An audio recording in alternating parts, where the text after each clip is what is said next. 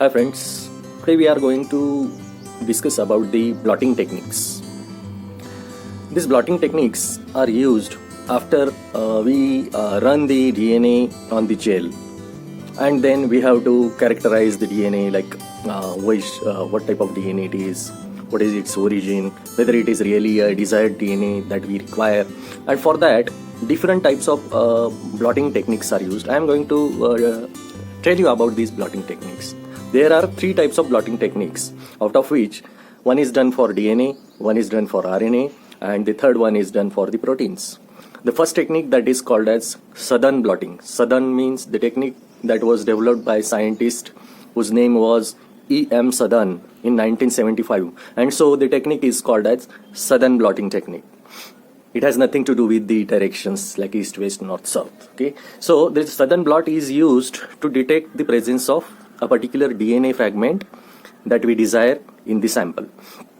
The DNA detected can be a single gene, or it can be a part of a large piece of DNA, such as it could be a complete genome of a virus.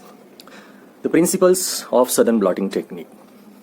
The key to this Southern blotting technique is the hybridization. What is the meaning of hybridization? It is the process of forming a double-stranded DNA molecule between the single-stranded DNA probe and a single-stranded target DNA. The most important feature of hybridization is that the reactions are specific, that is, the probes will only bind to targets with a complementary sequence. The probe can bind one molecule of target in a mixture of millions of related but non-complementary molecules. What is the general scheme of Southern blot? That is, what is the procedure that is used? The first step in blotting technique is purification of DNA that we have produced, or that we have isolated or extracted from the organisms. Isolate the DNA in question from the rest of the cellular material in the nucleus. We have already discussed about this in our previous topics. Incubate the specimen with lysis buffer or detergent to promote the cell lysis so that the DNA can be extracted from the other constituents of the cell, and it can be separated from the proteins those are present in the cell.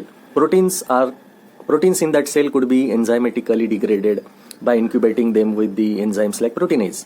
DNA is purified from the solution by alcohol precipitation method. Visible DNA fibers are removed and they can be suspended in the buffer solutions. Then the second step is restriction digestion. This is also we have discussed, where the DNA is cut into different sizes, different fragments using the restriction enzymes, restriction endonuclease enzymes. And then the next step is we have to do gel electrophoresis to run the DNA that we have extracted from the organisms or from the tissue. Nucleic acid has a negative charge and will move towards the anode. The larger molecules are held back while the smaller molecules will run faster and they will go towards the cathode end in the gel. This results in separation of the DNA fragments depending upon their size and depending upon the pores. Those are pore sizes present in the gel. Gel is made up of agarose, or it could be polyacrylamide gel with very microscopic minute pores. Gel is soaked in buffer which controls the size of pores and maintains the size of pore continuously. The pore size doesn't change when it is soaked in the buffer when the DNA is run in the gel. Then after running the electrophoresis, gels can be stained with ethidium bromide. This causes DNA to show the fluorescence when it is exposed under ultraviolet light, and that is how we can see the bands in the gel in which we have run the DNA fragments.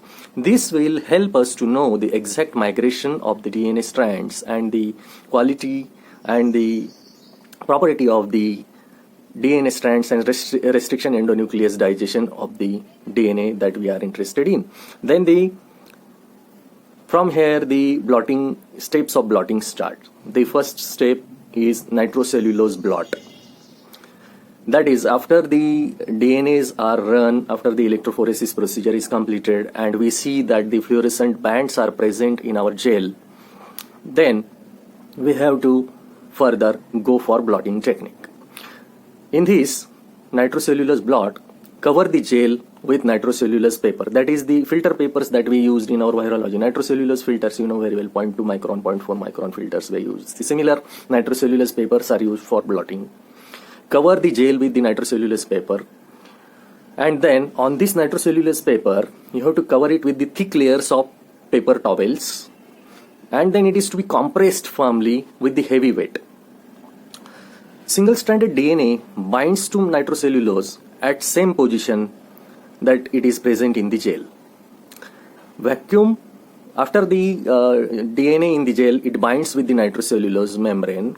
You have to dry that nitrocellulose membrane by keeping it at 80 degrees Celsius so that the DNA that is attached to the nitrocellulose membrane binds permanently, gets fixed on the nitrocellulose membrane, and then we can go for the next step, that is hybridization, to see whether our desired DNA is present in that band, whether the fragment that we are interested is present in that band or not. And for that purpose, we have to go for hybridization.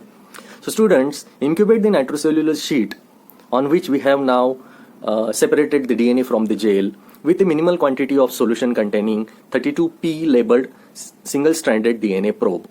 Probe is the DNA that is complementary strand for the DNA that we are desiring on the nitrocellulose membrane. Probe sequence is complementary to the DNA of our interest. Incubate for several hours at suitable renaturation temperature that will permit probe to attach or anneal to its target sequence if it is present in the nitrocellulose membrane where the DNA has got attached. After 7 to 8 hours, wash and dry the nitrocellulose membrane, and then we can go for examination of our probe whether it is present on the nitrocellulose membrane. Because that probe, if it is present after washing, that means our desired DNA is there on the nitrocellulose membrane. You can go for autoradiography where the X-ray can be used, X-ray films can be used. You have to place the nitrocellulose sheet over the X-ray film and then take an X-ray. Wherever the DNA fragments are present, radioactive, actually whatever the probe that we are using, complementary probes, it is attached with the radioactive material. So what will happen when you will expose the X-ray sheet? The area where the DNA probe along with the radioactive substance, if it is present on the nitrocellulose membrane, that area will become dark on the X-ray film. What are the applications of sudden blotting? Sudden blotting is used to diagnose so many autoimmune diseases like sickle cell anemia.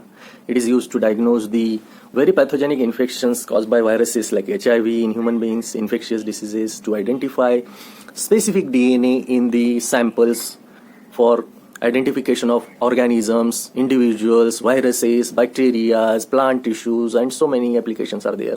To isolate desired DNA for construction of rDNA, we can identify mutations.